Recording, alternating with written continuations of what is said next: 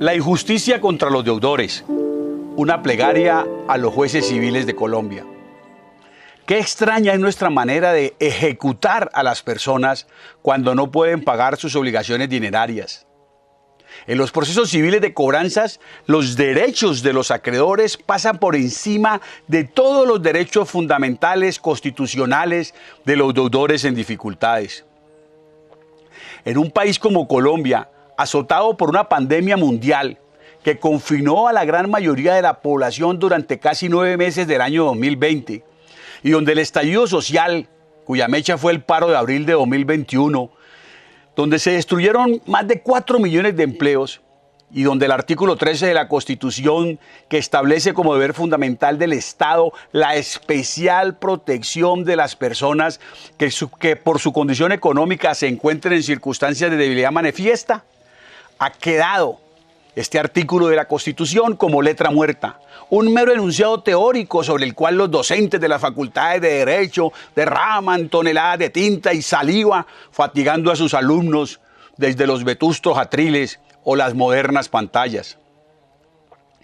En el reino animal, los seres humanos somos la única especie que acumula obsesivamente, compulsivamente y muchas veces criminalmente, abusando y engañando a los demás en detrimento de la dignidad humana. Y lo que es más curioso, se promueve la admiración de estos grandes depredadores, a quienes se pone como modelos de vida en las tapas de las revistas Fortune y Semana.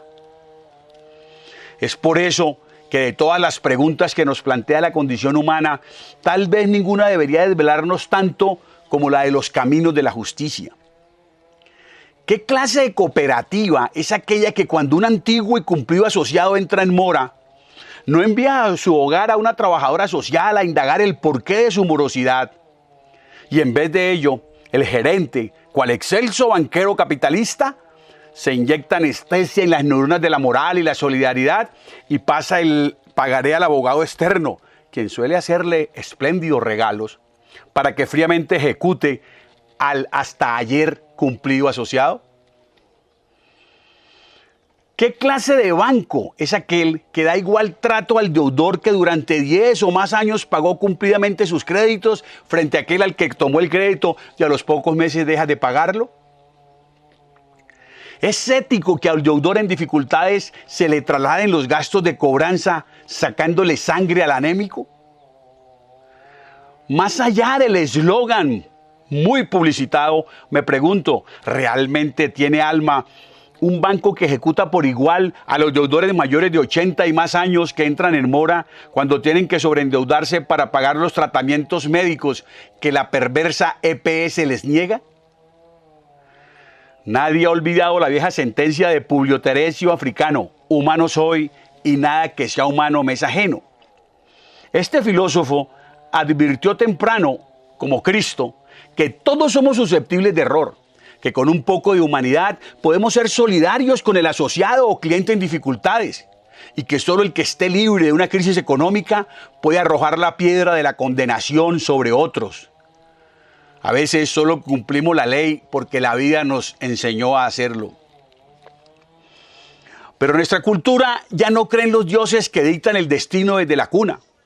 Nuestra cultura cree a veces en un solo Dios que lo sabe todo, pero que nos ha dado un margen de libertad para que todo lo que hagamos pueda ser atribuible a nuestra voluntad y por lo tanto juzgado como una culpa. Ergo, todo deudor moroso obra de mala fe y debe ser ejecutado independientemente de su drama personal y humano. Se pregona por prestamistas usureros, legales o ilegales. Recordemos que Colombia tiene el segundo dinero más caro del planeta. Se pregona pues por estos usureros que cualquier cosa puede pasar menos fomentar la cultura del no pago. Y es verdad que existe nuestra libertad, aunque por supuesto se exageran sus alcances. Estudios recientes demuestran que en Colombia los nacidos sin acceso a la educación pública universitaria tienen muy escasas oportunidades, casi nulas, de lograr un buen nivel de vida. En nuestra maltrecha economía, golpeada por una corrupción galopante, no todo el mundo es igualmente libre para mantener por lustros y décadas sus ingresos en niveles decorosos. Cuando los despidos y recortes de personal y de salarios están a la orden del día, no todo el mundo tiene la oportunidad de recibir créditos a tasas blandas o de fomento como las que el gobierno de Duque entregó en esta pandemia exclusivamente a las grandes empresas, en burda réplica de los especulados en épocas de agroingreso seguro cuando Uribito estaba en libertad. No siempre puede convertirse en una persona virtuosa con un buen nombre comercial y cumplidora de la ley que honra sus obligaciones. Cuando se trata de un empresario al que los lavadores de dólares le montan una perversa competencia, o que debe pagar sí o sí unas vacunas a las pandillas del barrio en que trabaja, o el empleado o el emprendedor que debe asumir la manutención de sus familias, de sus familiares despedidos, o los tratamientos médicos que ladinamente le niegan los industriales de la salud a sus padres, a sus hijos o familiares. Alguien que ha visto expulsar o asesinar a sus padres, que ha visto cómo le arrebatan la tierra a su familia, alguien que crece en la precariedad y en la exclusión, o que ha sido irrespetado en sus derechos, o considerado ciudadano de tercera por los que nacieron un poco más arriba en la escala social, pero que sin embargo logró acceso a un crédito. Cuando se ve obligado a entrar en mora, no puede ni debe ser tratado igual que un consentido de la fortuna como Juan Piz González Pombo. No basta con la formulación abstracta de la ley. A los seres humanos no solamente deben dictarnos leyes, sino brindarnos las condiciones para que podamos cumplirlas. No se trata solo de que el ciudadano respete la ley, sino de que la ley respete al ciudadano. Basta mirar en el mundo las estadísticas de la población carcelaria para advertir que donde son mejores las condiciones de educación, de trabajo, de respeto por el ciudadano, de prosperidad y de cultura, es donde hay menos delincuencia y menos población carcelaria. En un documental reciente se muestra cómo en Holanda han tenido que cerrar 19 cárceles por falta de reclusos. Nadie debería tener derecho a mirar las estadísticas de delitos y de encarcelamientos sin mirar al mismo tiempo los índices de cohesión social, de educación, de salud, de empleo, de orgullo personal, del sentimiento de pertenecer a una cultura y a una nación. Son los malos gobiernos los que piensan que una cosa es la educación, otra cosa es la economía, otra cosa es la salud y otra cosa es la justicia. Y que estos asuntos de la vida en común deben tratarse por aparte, como disciplinas aisladas. No debería ser necesario explicar que la salud no puede consistir solo en medicina industrial, atención hospitalaria y cirugía, que esas son soluciones extremas, que la salud es en primer lugar agua potable, alimentación sana, educación, higiene, convivencia, ingresos dignos, crédito de fomento, orden afectivo, confianza en el futuro.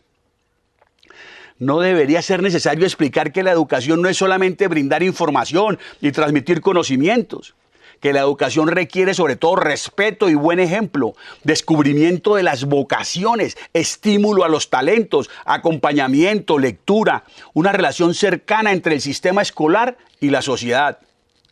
Y no debería ser necesario explicar que solo se dictan incontables leyes allí donde han dejado de imperar las buenas costumbres y que cuanto más leyes se dictan, menos se cumplen.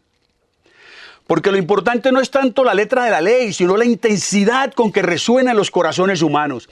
La convicción profunda entre los ciudadanos de que esa ley fue hecha para beneficiarlos y no para anularlos en beneficio de los bancos que administran el ahorro público y que a través del encaje fraccional generan millones y millones de créditos inflacionarios por valores billonarios, emitiendo papel moneda sin ningún respaldo y con muy poco control por parte de los organismos estatales. Cuando existen circunstancias de hambre en una sociedad, Víctor Hugo ya nos habló de eso de Los Miserables. Se entiende que es más fácil el delito famélico, pues casi nadie roba cosas personales indispensables si no es por física necesidad. Cuando la gente pide y nadie le da, uno no justifica, pero entiende que la gente se ve atentada a tomar el crédito fácil, el pagadiario, el gota a gota o a caer en el delito. Y hasta Oscar Wilde, a quien le gustaba ser desafiante frente a los egoísmos de la aristocracia, dijo en alguna parte que es más seguro pedir que robar, pero es más hermoso robar que pedir. Por supuesto que se estaba refiriendo a los pequeños hurtos de la gleba irredenta, de los pobres, de los descarenciados, de los desposeídos, no a las gigantescas máquinas del mal y de la corrupción, para los que robar no solo no tiene consecuencias, sino que ni siquiera resulta peligroso. Remember, Reficar, Obredech y recientemente Abudinem y todas las demás corruptelas con que los ministros de este gobierno nos sorprenden día a día. Finalmente, termino señalando cómo en esta megacrisis económica que azota a los colombianos de a pie y de moto y de Transmilenio y del mío, que se refleja en una avalancha de morosidad, cómo en esta crisis cabe una enorme responsabilidad a los prestamistas abusivos o negligentes, que por codicia sin límites desembolsaron 24/7, todos los días de la semana, por internet, préstamos y créditos a tasas impagables y o sin garantías. Ellos también tienen una culpa y tal vez mayor que la de los deudores por estos desembolsos irresponsables basados en la codicia y en la ambición. Es en este contexto que el corazón de los jueces civiles debe abrirse a la solidaridad frente a los deudores, aplicando, aparte de la teoría de la imprevisión prevista en la legislación mercantil para cuando surgen circunstancias que afecten la equidad que debe regir la ecuación contractual, los principios constitucionales del artículo 13 de la Carta al que atrás nos referimos. Asimismo, los jueces, con sus decorosos ingresos garantizados por el presupuesto nacional, deben dar aplicación a las garantistas normas que en buena hora consagraron el régimen de insolvencia de la persona natural no comerciante. Gracias, Juan José Rodríguez Espitia. Sin permitir estos jueces las espurias contrarreformas que de las relaciones públicas aupan los departamentos jurídicos de los bancos en contubernio punible con sus abogados externos. Como dijese el sentipensante Eduardo Galeano, allá que el destripador no le gusta que se vendan prótesis. Colegas jueces, no estudiamos derecho, ni llegamos a la judicatura para terminar como burócratas al servicio de las casas de cobranzas de los prestamistas y fallar con el alma colgada de un frío inciso, redactado en las cavernas de los flamantes institutos de derecho procesal financiados directamente por la banca. Colega juez, no falles en contra de ciudadanos inermes en el marco de un exceso ritual manifiesto que desconoce claros principios constitucionales y legaliza la injusticia.